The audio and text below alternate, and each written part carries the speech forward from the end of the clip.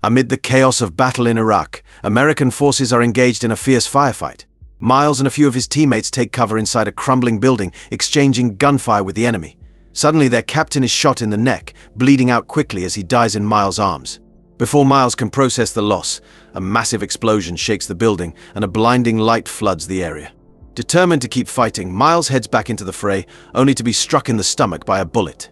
He collapses, glancing up just in time to see two missile-like objects streak across the sky, followed by a strange aircraft. The aircraft turns its light toward him, and Miles screams in terror before blacking out. When Miles regains consciousness, he's in agony, lying in a strange windowless room with grey panels covering every inch. He struggles to stand, but his wound is bleeding heavily, forcing him back to the ground. Desperate, he cries out for help, but there's no response. He manages to clean and wrap his wound using his emergency supplies and attempts to use his radio, but it's dead. When he looks up, he sees the word "abandon" mysteriously appear on one of the walls. Frustrated, he tries calling out the few Arabic phrases he knows, but still nothing. The word on the wall changes to "abandon all," and then the floor displays the ominous message, "Save the sinner's soul." As he stares in disbelief, the phrase morphs into "abandon all hope." Panic sets in as the temperature in the room begins to rise rapidly. Miles sweats profusely, his mind racing as he strips off his backpack and clothes, realizing the room is becoming unbearably hot. His sweat starts to boil when it hits the ground, and in his desperation he begins to wonder if he's already dead. Paranoia takes over, and he frantically starts banging on the walls, begging to be released. The heat finally overwhelms him, and he collapses, screaming in agony before losing consciousness. When Miles wakes up, the temperature has returned to normal. He grabs his flask to drink some water, but the room suddenly starts spinning, violently tossing him and his belongings around. He's battered and bruised as he's thrown against the walls, and when the spinning stops, he realizes the room has changed position. Some of his things are now stuck on the ceiling. In a panic, he initially believes he's dreaming, but he eventually calms down enough to try his radio again. After several minutes of silence, a woman's voice comes through briefly before the call cuts off.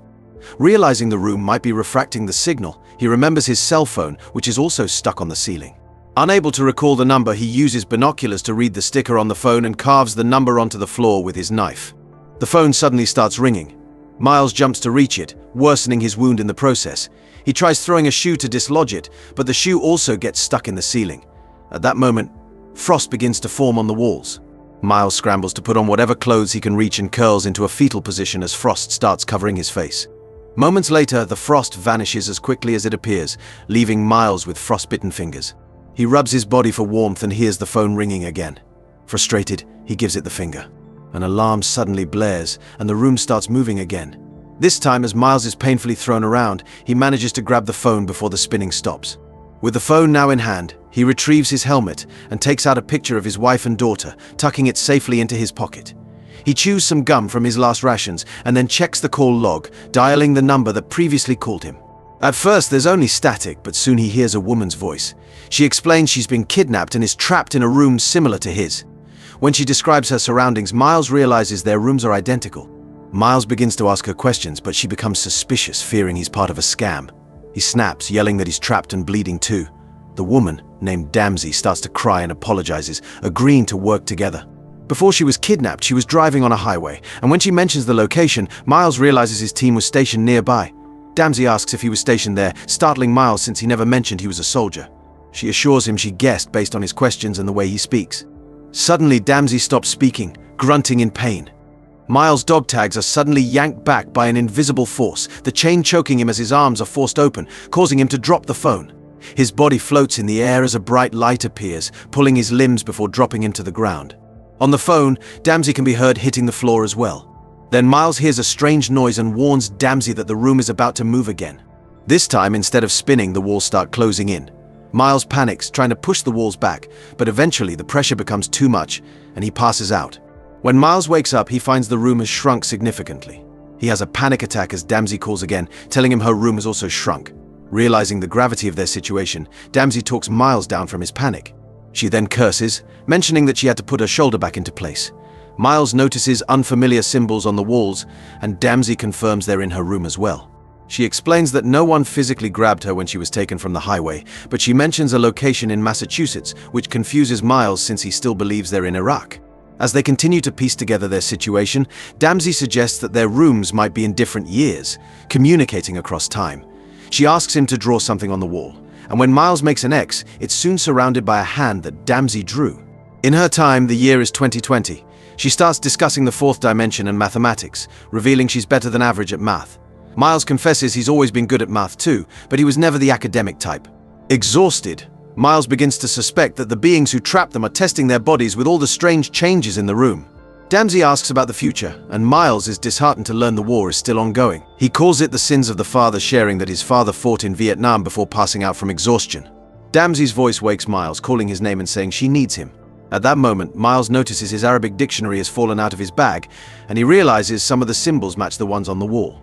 He starts translating the message and writes it on the floor for Damsey to see, revealing an equation. Damsey recognizes it as the work of a famous mathematician who studied higher dimensions but never completed his work. This clue leads them to realize that all the kidnapped individuals are somehow connected to math. Suddenly, someone starts scribbling over the equation and its translation, so Miles quickly writes what he remembers on his arm. Damsey then confesses that she has a very advanced degree in mathematics, though she works as a teacher because her fiancé, a former soldier, doesn't like it when she talks smart. She asks Miles if the war has changed him, leading him to explain how war turns people into animals.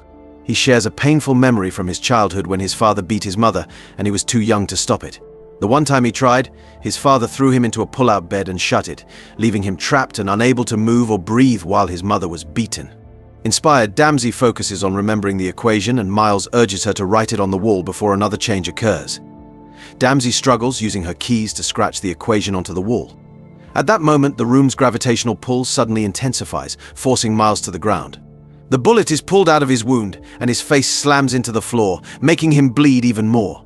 He screams in agony as his entire body is crushed by the gravitational force, but after a few minutes, it's over. A trembling Miles reaches for the phone, cursing when he sees the cracked screen.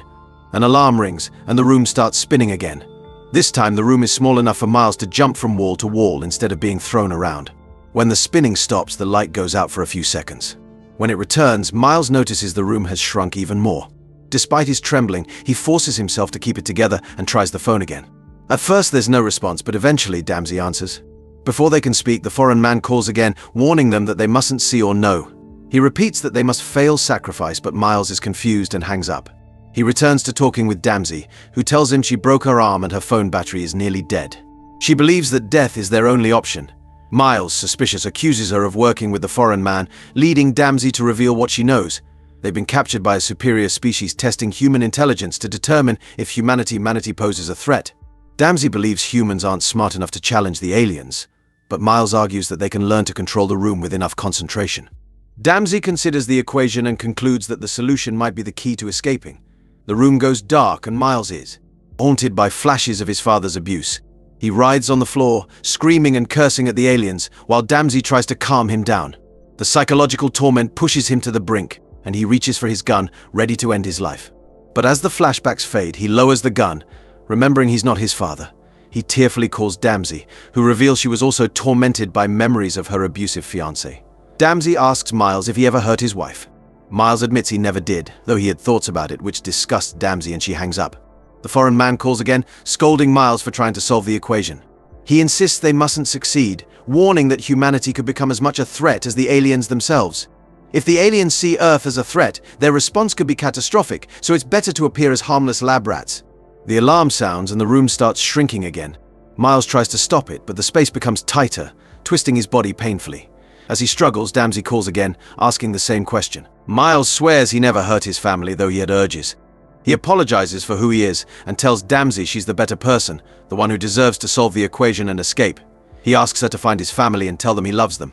Encouraged by Miles' words, Damsey finishes the equation, realizing the answer is one. However, she quickly understands that one person alone isn't a threat. The answer signifies humanity as a collective. The aliens want to see if humans are capable of putting aside their differences and working together. With renewed determination, Miles and Damsey concentrate, pushing the room to spin one more time. They scream in unison and suddenly the room explodes into a bright light. To their shock, Damsey and Miles find themselves floating in the light, holding hands. The wall panels float around them, revealing the other kidnapped individuals. They've solved the equation, freeing all the victims. Damsey and Miles share a smile, finally seeing each other in person before they disappear into the light. Moments later, Miles is back in Iraq. He stumbles through the war-torn landscape, trying to find his way back to his team. As he approaches, he hears sirens wailing and sees planes flying overhead. When he finally reaches the American troops, they're all looking at something ominous in the sky.